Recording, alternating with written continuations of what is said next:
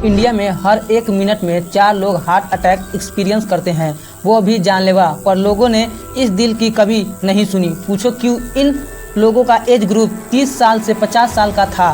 चुनौती है heart attack. Heart attack, heart attack, heart attacks, heart attack, अचानक heart attack. ऐसे 8 से 10 हादसे देखने के बाद लोगों ने बेचारे इस दिल की अब जाके सुनी है। और क्योंकि फिट लोगों को भी हार्ट अटैक आ रहे हैं तो कहीं अगला नंबर आपका तो नहीं। डरो मत, ये साइंटिफिक और अवेयरनेस वीडियो है। पर सवाल यह है कि हाल फिलहाल यंग इंडियन जो हार्ट अटैक से लगातार अपनी जान गंवा रहे हैं, क्या वो कोरोना वैक्सीन की वजह से है, क्या वे जिम जाने की वजह से है, या असलियत कुछ और ही है? और या What's one thing you would never do as a cardiologist? I would never. Last में इसके बारे में भी बात करेंगे। सबसे पहले मेडिकल 3D एनिमेशन की मदद से समझो हार्ट अटैक होने पर एग्जैक्टली कौन सी नस में क्या हो रहा है। देखो, यह आपका हार्ट यानी दिल है और इसका काम है nutrients and oxygen rich blood को पूरे बॉडी में सप्लाई करना। और सप्लाई कैसे करेगा? इस तरीके से ब्लड को पंप करके, या कुछ ऐसे ही है जैसे आपके घर में लगी हुई वाटर मोटर पानी को पंप करके ऊपर टंकी में पहुंचाती है। खैर, आपके हार्ट का ये लेफ्ट वेंट्रिकल पंप चेंबर है। जब ये ऐसे कॉन्ट्रैक्ट करता है यानी चिपकता है तो ब्लड इस एरोटा से होता हुआ आपकी बॉडी में चला जाता है। ये एरोटा और कुछ नहीं, बस लार्ज आर्टरीज है। आसान भाषा में कहूँ तो आपके दिल से जुड़ा हुआ एक पाइप है जो आपकी बॉडी में खून भेजता है। मुद्दे की बात यह है कि एरोटा से कनेक्ट है ये कोरोनरी आर्टरी जो वापस आपके हार्ट से जुड़ी हुई है। और आपके दिल ने जस्ट अभी जो ब्लड पंप किया था वो ही न्यूट्रिएंट्स और ऑक्सीजन रिच ब्लड वापस इन कोरोनरी आर्टरी से आपके हार्ट तक पहुंचेगी और आपके हार्ट मसल्स को हेल्प करेगी ना फंक्शन करने में मदद। अरे, घर में जो मोटर लगी है वो तो भाई बिजली से चल रही है और पानी को टंकी में भेज रही है, लेकिन हार्ट तो बिजली से नहीं चलेगी। तो इसके पंपिंग मैकेनिज्म को मेंटेन करने के लिए ये ऑक्सीजन और nutrients rich blood in coronary arteries के थ्रू वापस हार्ट की मसल्स को मिल जाता है ताकि दिल धड़कता रहे। इतना समझ आ गया तो अब यह भी समझ लो, हार्ट अटैक के समय ये जो कोरोनरी आर्टरीज है ब्लॉक हो जाती है। बस इनके ब्लॉक होने को ही हार्ट अटैक बोला जाता है, क्योंकि कोरोनरी आर्टरीज बंद हो जाएगी तो धीरे धीरे हार्ट मसल को ऑक्सीजन ना मिलने से हार्ट मर जाएगा। उससे पूरी बॉडी में ब्लड और ऑक्सीजन नहीं पहुंचेगी और एक्चुअली इंसान की डेथ हो जाएगी। यहाँ तक आपको ये तो समझ में आ गया कि पूरी दुनिया में हार्ट अटैक सिर्फ एक कारण की वजह से हो रहा है, जो है एथेरोस्क्लेरोसिस। घबरा मत, मेडिकल लैंग्वेज में इन आर्टरीज ब्लॉक होने को ही एथेरोस्क्लेरोसिस बोला दिया जाता है। पर इस वीडियो के टाइटल को मद्देनजर रखते हुए अभी भी हमें यह पता लगाना है कि आजकल यंग इंडियंस में ये आर्टरीज आखिर क्यों ब्लॉक हो रही है। देखो, ये आपकी कोरोनरी आर्टरीज है, इसमें ये ब्लड फ्लो हो रहा है, लेकिन इंसान की कुछ हरकतों की वजह से यहाँ आर्टरीज की प्लेक पे ऐसे फैटी सब्सटेंस इकट्ठे हो जाते हैं जिसे प्लेक बोलते हैं। इस प्लेक की वजह से आपकी आर्टरी नैरो हो जाएगी और आपकी हार्ट मसल्स तक ना के बराबर खून पहुंच पाएगी। हार्ट अटैक के मैकेनिज्म को बेहतर समझने के लिए मैं कुछ रियल एग्जांपल। अगस्त 2022 को कॉमेडियन राजू श्रीवास्तव को जिम में हार्ट अटैक आता है और धीरे धीरे मार्केट में खबर फैल जाती है, भैया जिम मत जाओ, जिम जाने से तो हार्ट अटैक आ रहे हैं। लेकिन क्या इस बात में ज़रा भी सच्चाई है? नो। तो राजू श्रीवास्तव सर को जिम में हार्ट अटैक क्यों आया, ध्यान से समझो। कोई भी इंसान जब जिम में वर्कआउट करता है तो उसके बॉडी में ब्लड तेज़ी से पंप करता है और प्रेस्क्राइब लिमिट को क्रॉस करके हाई डेंसिटी वर्कआउट करने पर यह जो आर्टरीज की वॉल्स है ये रफ्तार हो सकती है और कुछ इस तरीके से ब्लैक इन आर्टरीज को ब्लैक कर देगी, जिससे हार्ट मसल्स तक ऑक्सीजन ना पहुंच पाने से हार्ट बीट करना बंद कर देगा। तो क्या इसका मतलब यह हुआ कि आप जोर लगा के एक्सरसाइज करेंगे तो आपकी आर्टरीज भी कमज़ोर हो जाएगी और आपको भी हार्ट अटैक आएगा? तो नो।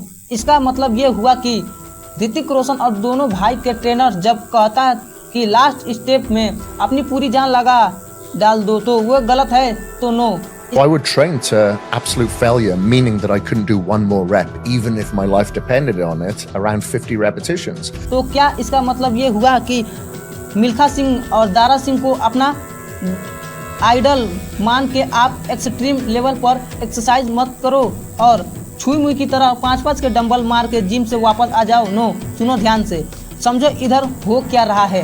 हाल फिलहाल में जितने भी सेलिब्रिटीज हार्ट अटैक से मरे हैं उनके बारे में हमको बस ये पता है कि वे जिम में थे और एक्सरसाइज कर रहे थे और हार्ट अटैक आया गया, लेकिन क्या हमें ये पता है कि उनके नंबर क्या थे, उनका ब्लड प्रेशर क्या था, उनका ब्लड शुगर लेवल क्या था, उनका लिपिड प्रोफाइल क्या थी? Obviously note.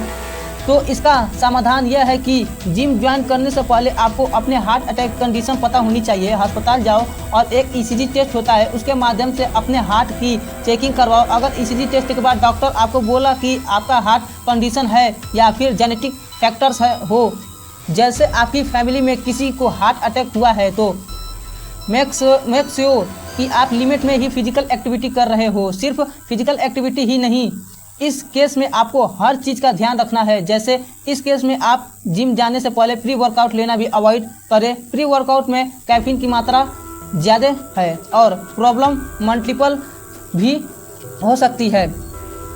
अगर आपको हार्ट कंडीशन नहीं है और जेनेटिक प्रॉब्लम भी नहीं है, आप टोटल फिट हो, तो उस केस में भी आपको एक कंडीशन में जिम में हार्ट अटैक आ सकता है और वह है एक दूसरे को वोट करना। जिम में घुसते ही आपने देखा राइट साइड में दोस्त इंस्टेंस वर्कआउट कर रहा है, लेफ्ट साइड में क्रश वर्कआउट कर रही है और अपनी मर्दानगी साबित करने के लिए आपने 40-40 के डंबल उठाए और सीधा इंक्लाइन डंबल बेंच प्रेस पर ले लिए।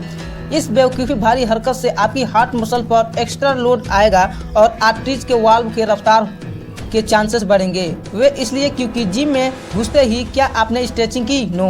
क्या आपने वार्म अप की? नो। अगर इंस्टेंस वर्कआउट कर रहे हैं तो अपनी बॉडी को उसके लिए प्रिपेयर तो करो। आर्टरीज ब्लॉक होने से हार्ट अटैक हो रहे हैं और हार्ट कंडीशन नहीं हो तो जिम जाने से हार्ट अटैक नहीं आते थे। ये दोनों बातें आपको अच्छे से समझ आ गई होगी। इस वीडियो के लास्ट में अब हमको ये समझना है कि यंग इंडियंस में कोरोनरी आर्टरीज में ये जो फैटी सब्सटेंस और कोलेस्ट्रॉल यानी प्लेक इकट्ठा हो रहा है, इसको कैसे रोकें। अगर इसका समाधान मिल जाए तो हार्ट की टेंशन खत्म। खैर, डॉक्टर का कहना है कि कोरोनरी आर्टरीज में इस प्लेक के पीछे 3 चीज़ का हाथ है। मिनी टेबल पर रखी ये 3 चीज़ को देख रहे हो।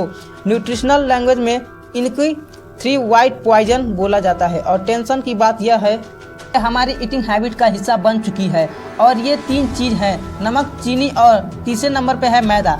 एक स्टडी सजेस्ट करती है कि किसी भी इंसान को एक दिन में 5 ग्राम से ज़्यादा नमक नहीं खाना चाहिए, लेकिन बैड न्यूज़ यह है कि रिपोर्टर के अनुसार इंडियन आयल और एवरेज ग्राम साल्ट खा रहे हैं, जो कि प्रेस्क्राइब लिमिट के दुगुने से ज़्यादा है। सिमिलरली प्रोफेशनल सजेस्ट करते हैं कि किसी भी कंडीशन में एक इंसान को एक दिन में 30 ग्राम से ज़्यादा चीनी नहीं खाना चाहिए। 30 ग्राम तो हम 2 बार की चाय में निपटा देते हैं। और रही बात मैदा की, तो मैदा तो आई लिटरली आपके डाइजेस्टिव सिस्टम में चिपकता है।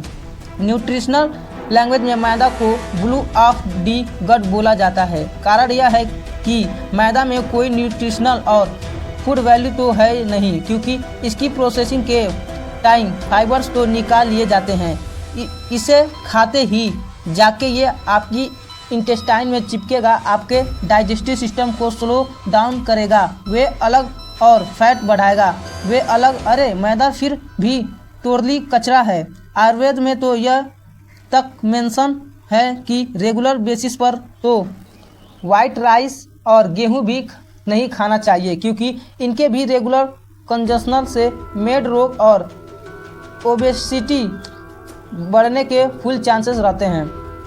इस पॉइंट को बायोलॉजी के लिए आप ऐसे समझो कि जब आप शुगर और एक्सप्रेस कार्बोहाइड्रेट कंज्यूम करते हो, जैसे process food, juice, cold drink, मिठाई और प्रोसेस शुगर एक्स्ट्रा, तो आपकी बॉडी में शुगर लेवल अचानक से ऊपर आता है, लेकिन उस समय बॉडी को इतने शुगर की नीड नहीं,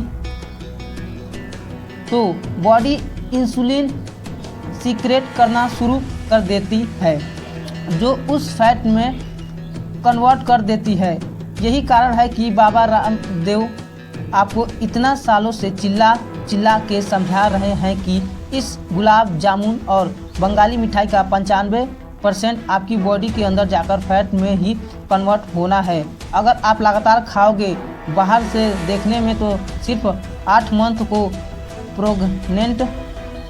का प्रेग्नेंट दिखोगे, लेकिन अंदर से पेनक्रियाज में सूजन आएगी और ग्रेजुअली डायबिटीज़ के रास्ते भी खुल जाएंगे। साल्ट, शुगर और मैदा की बुराई सुनने के साथ आप ये भी अच्छे से समझ लो कि अमेरिकन ये दूसरे देश वाले कोई दूध के धुले हुए नहीं हैं।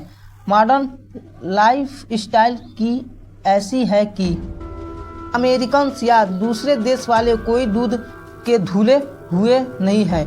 मॉडर्न लाइफ स्टाइल ही ऐसे है कि पूरी दुनिया ही कचरा खाने में लगी हुई है, लेकिन फिर भी इंडियंस को हार्ट अटैक इसलिए ज़्यादा आ रहे हैं क्योंकि इंडियन के साथ जेनेटिक इश्यूज भी है। हमारे जेनेटिक पूरी डिस्पोजिशन की वजह से इंडियंस में हार्ट अटैक के चांसेस वेस्टर्न कंट्रीज़ के मुकाबले 3 गुने ज़्यादा हैं, जापानीज़ के मुकाबले 6 गुने ज़्यादा हैं और चाइनीज़ के मुकाबले 20 गुने ज़्यादा हैं। कहने का तात्पर्य यह है कि हम ऑलरेडी एक लोडेड गन है और उसके stressful life, smoking, alcohol, improper sleep, नमक, मैदा, चीनी और मैदा वाली वेस्टर्न लाइफ स्टाइल के साथ काइबिन किया जाए तो दिल पे गोली चलेगी ही।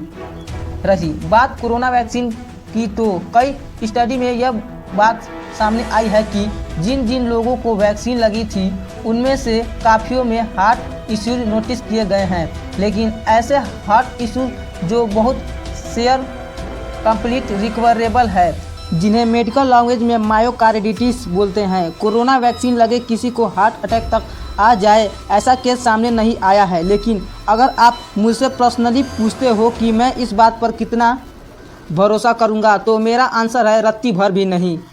ये $1 billion medical industry drug mafias आपके सामने वही रिपोर्ट पुट करवाएंगे जिनसे इनका नुकसान ना पहुंचे। फाइनली आप समझ चुके हो कि हार्ट अटैक से बचने के लिए ये 6 रियल इम्पॉर्टेंट बात आपको ध्यान में रखनी चाहिए, लेकिन इनमें सबसे ज़्यादा ज़रूरी है यह 7वां बात। कान खोल के सुन लो, हार्ट एक्सपर्ट क्या बोल रहे हैं। What's one thing you would never do as a cardiologist? I would never smoke. I would never smoke anything. I would never smoke. I would never smoke.